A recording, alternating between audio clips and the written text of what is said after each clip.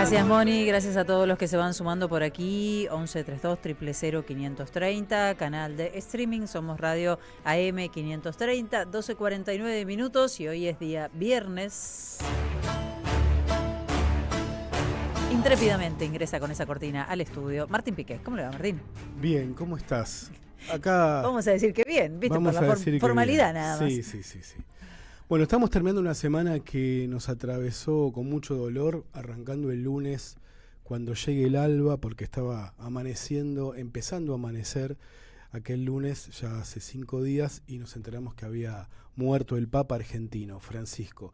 Yo quería arrancar, felicitas, recordando una gran entrevista que hiciste vos con Jair Sibel aquí, en este espacio, con Juan Grabois, que había viajado a verlo al Papa y bueno, le hicieron alguna jugada comunicacional, periodística, donde lo retrataron esperando y quisieron de alguna manera plantear que no lo pudo ver, etcétera. Sí, él hablaba del entorno, ¿no? Y de cómo algunos estaban probando ya la ropa del Papa. Claro, vos sabés que recordé esa entrevista porque recordé eso que dijo y me dio temor, además de todo lo que sentimos en esta semana, me dio temor de que haya estado solo y desprotegido, incluso siendo un monarca, queda mal decirlo de esta manera, o mejor vamos a decir un jefe de Estado, claro, porque el Vaticano es un Estado y el jefe de la Iglesia y bueno, el referente máximo religioso y pastoral de todos los católicos del mundo, pero a veces en lugares de, se supone, poder, podés estar solo, y recordé los que, más allá de la fe de cada uno, la religión judeocristiana, el cristianismo en definitiva también es una historia, una gran historia bellísima, y la noche anterior a ser crucificado, que era como el Imperio Romano condenaba a muerte, Jesucristo la pasó en el huerto de Getsemaní, que era un lugar bastante desolado en las afueras de Jerusalén en ese momento, que era una pequeña aldea, y estuvo recluido, un poco que le pidió a sus apóstoles y la gente que lo seguía que quería apartarse porque sabía lo que se venía. Y fue un momento de introspección y también siendo, según la creencia del cristianismo, Dios hecho hombre, era también un hombre que tenía temor, por qué no decirlo, con lo que se venía, con lo que iba a ocurrir. Y bueno, pensaba, no es esto de lo que quería conversar hoy, pero pensaba en quizás la soledad de los líderes y en este caso la soledad de Francisco. Ojalá que ese temor que tenía Juan Grabois del entorno, de que si realmente lo estaban cuidando, si realmente querían que el hombre ejerciera su pastoral y su rol como pontífice un tiempo más o no. Ojalá que lo que quizás tememos no haya ocurrido, pero también me hizo pensar mucho aquella entrevista que le hiciste. Hoy también hubo una muy buena entrevista telefónica, en este caso, como en ese caso fue por videoconferencia, en el programa de Caballero con el párroco argentino que está en Belén, en la Franja de Gaza, y que todas las tardes, a las 7 de la tarde de Roma, recibía un llamado telefónico del Papa Francisco, claro, para preguntarle cómo estaba la situación allí, porque hay 500 personas refugiadas en esa parroquia, que es la única parroquia católica que está en la Franja de Gaza. Se encargó él mismo, ¿no?, en su último discurso, hablar de Gaza y de los bombardeos a los hospitales y a las escuelas. Exactamente, por eso yo pensaba en esta columna, le puse un título tentativo que es El Papa Argentino y la Paz en el Mundo, porque una de las cosas que se propuso Francisco en los 12 años de su papado fue tratar de contribuir a la paz, y sobre todo en una región del mundo siempre atravesada por guerras y por reclamos de tierras y por crímenes en una escala que nosotros quizás ni podemos imaginar, que es Medio Oriente. Y para eso pude conversar con dos personas que me parece que aportaron cosas interesantes. Una de ellas es el primer consejero de la Embajada de Palestina en Argentina y encargado de negocios de Palestina en la Argentina. Su nombre es Riyad Al-Halabi y vamos a escucharlo.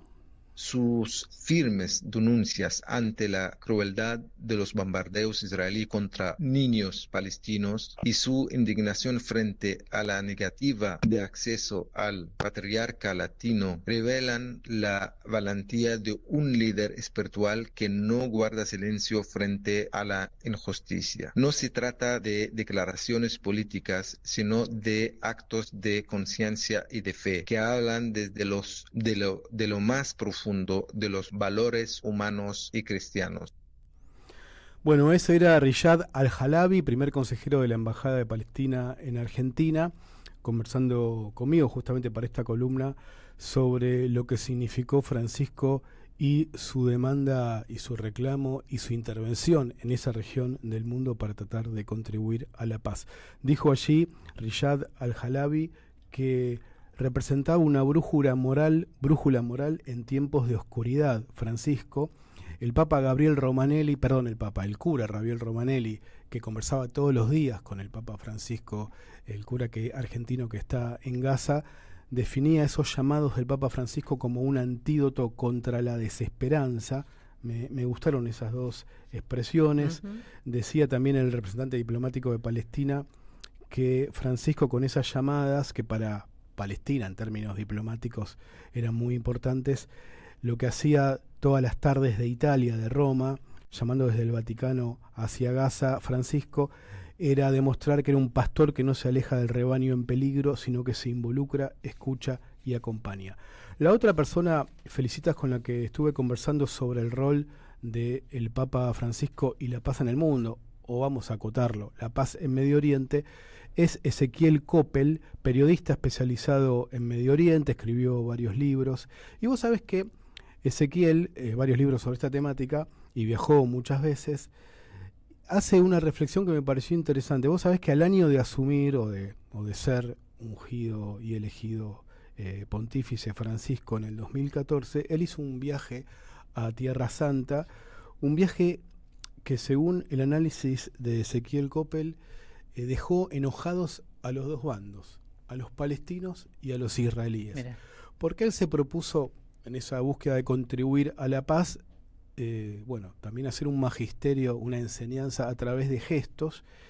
¿Y qué hizo? Bueno, por un lado estuvo en Belén, en Palestina, estuvo en la iglesia de la Natividad, que es donde nació Jesús, según la creencia cristiana. Allí celebró una misa. También, mientras estaba en Belén, iban con una delegación importante, con custodia, obviamente, por tierra, y en un momento dice, paren acá, lo habrá dicho en italiano seguramente, y se bajó y era el muro que los palestinos llaman el muro de la vergüenza, que es un muro de hormigón, de concreto, que separa, supuestamente por cuestiones de seguridad, los territorios ocupados palestinos, y bueno, los tiene totalmente aislados a la franja de Gaza del resto de ese territorio que los palestinos consideran propio y los israelíes definen como su estado, ¿no? Fue un gesto muy fuerte ir hasta Gaza, ir hasta Belén, parar y rezar 5 minutos. Después no quiso hacer declaraciones al pie del muro de la vergüenza, pero no hizo solo eso Francisco. También estuvo en Jerusalén y, acompañado por Netanyahu, fue hasta el monte Herz. El monte Herz, esto fue en el año 2014, el año siguiente de que fuera elegido Papa. El monte Herz lleva ese apellido porque recuerda al fundador del sionismo moderno, Theodor Herz, y era la primera vez que un Papa visitaba ese lugar, y lo hizo acompañado por el jefe de Estado de ese país, Netanyahu. Y todavía no había ocurrido todo lo que sabemos de a partir de fines del 2023, el ingreso a territorio israelí de Hamas, el secuestro y asesinato y las atrocidades que cometieron con rehenes israelíes, y después los bombardeos masivos hasta casi el exterminio de una población en territorio de Gaza. Esto fue antes, pero bueno, hubo gestos hacia los dos lados. Y Ezequiel Coppel lo que dice, Coppel con K, es que su análisis, vamos a decirlo, es el análisis de un periodista especializado, pero que Francisco comprendió que ese tipo de equilibrios simbólicos para lo que es la situación en Medio Oriente, no terminan siendo efectivos. Su lectura es justamente que a partir de entonces decidió modificar. Se dio cuenta, dice Koppel textual, que había enojado a todos, nadie estaba contento, y a partir de entonces modificó lo que había sido una demostración de su estilo de conducción en esa región del mundo. ¿Y qué es lo que modificó? Bueno, sin dejar de denunciar de manera muy contundente los secuestros, asesinatos de los rehenes israelíes, la incursión de Hamas terrorista en territorio israelí, obviamente que estuvo de manera sistemática el Papa reclamando sobre lo que incluso se preguntó, dijo que había que investigar si no era un genocidio, que es lo que está ocurriendo en Gaza con los bombardeos y el bloqueo sistemático de Israel hacia el territorio de la Franja de Gaza. Además tuvo una serie de gestos que fueron increyendo y cada vez más tomando, si vos querés, partido por aquellos a los que les habían robado sus tierras y se las siguen robando, por supuesto, ¿no? Se fotografió con una joven palestina que llevaba una bufanda con los colores de ese país. A principios en realidad no fue a principios, hacia inicios de diciembre del 2024, hace pocos meses, en el Gran Salón de Audiencias del Vaticano, emplazaron un pesebre donde la cuna de Jesús estaba apoyada sobre una cufilla, sí, que es el tradicional pañuelo palestino. Bueno, sí, fueron una serie... Generó como mucha polémica, ¿no? Sí, pero lo más fuerte fueron sus declaraciones de que no hay que descartar de lo que haya ocurrido y que lo que está ocurriendo en Gaza sea un genocidio y que lo tiene que investigar el Tribunal Internacional de Justicia de La Haya. Bueno, la reacción de Israel, ¿cuál fue?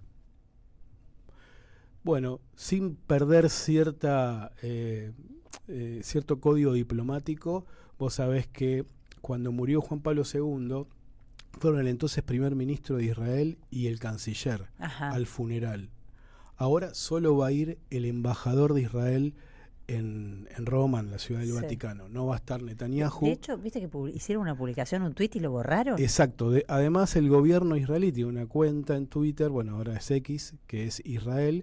Difundieron algo con una imagen de Francisco en el Muro de los Lamentos, porque cuando había estado en Jerusalén, además de estar en el monte que recuerda al fundador del sionismo, también estuvo en el Muro de los Lamentos, por supuesto, y después la borraron. Pero además le dieron órdenes a todo el personal diplomático israelí alrededor del mundo que borrara de sus cuentas cualquier alusión a la muerte del Papa. Así que esta es la historia, en este caso que estamos contando, los intentos de un argentino de Flores, que llegó a ser Papa, para contribuir a la paz en el territorio más caliente del mundo. Felicitas. Gracias, Martín. Recuerden, vayan a laburar en la madrugada de la 530. Exactamente. Esta noche, pero ya sería sábado a la 1 de la mañana. Esta noche. Gracias, Martín Piqué. Nos vamos rapidito a la tanda. Quédate porque enseguida regresamos. Tenemos más voces. Vamos a tener invitado, te dije, un gran actor en la segunda hora. Quédate en la 530. AM